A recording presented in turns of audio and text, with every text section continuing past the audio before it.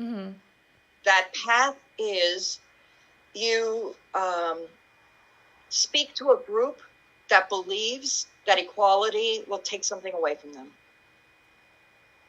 You take a group and you create an ideology of white nationalism. It has to have roots in something in your history. So for Nazi Germany, there was an Aryan nation kind of history. The United States baked in white supremacy into the Constitution. When the rest of the world was trying to find its way against enslavement, and the United States not only protected slavery, but gave the southern slave-holding states the power to count their slaves, not as full humans, but as votes to dominate our politics. We're still at it. Then you speak to that grievance in ways that create divisions. And finally, you take political power at any cost. So right now, I didn't used to talk politics. I used to be very attentive to my job as a professor who taught based on evidence and not based on politics. I continue to speak for health equity. So you begin to take over government with the polarization and the grievance mentality. And you take control where you can, the judiciary, voting, local government, and you do whatever you have to gain power.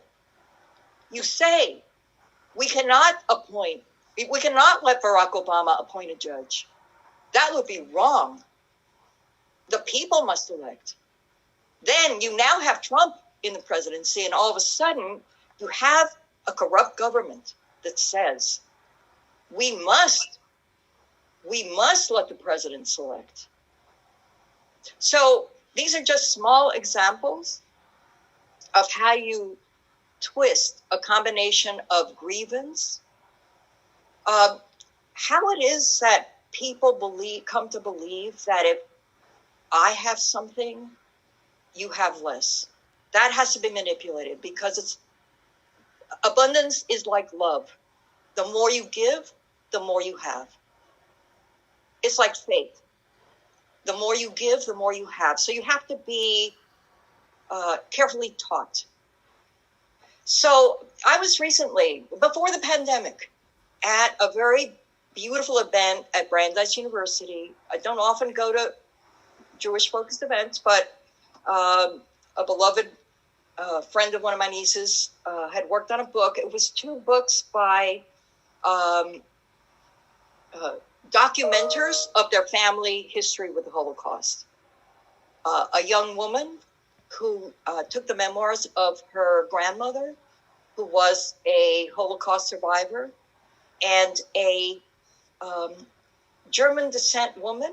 She came through Brazil, and she discovered, by being a detective historian, that her grandfather in Brazil had been in secret the head of the SS in Germany. And he had managed to escape to Brazil, and he had managed to hide his crimes. And we're all sitting around. This was an event to speak to what do we need to know about our histories. And all of us there, the writers, the discussants, the scholars, the survivors, we thought this would never happen again.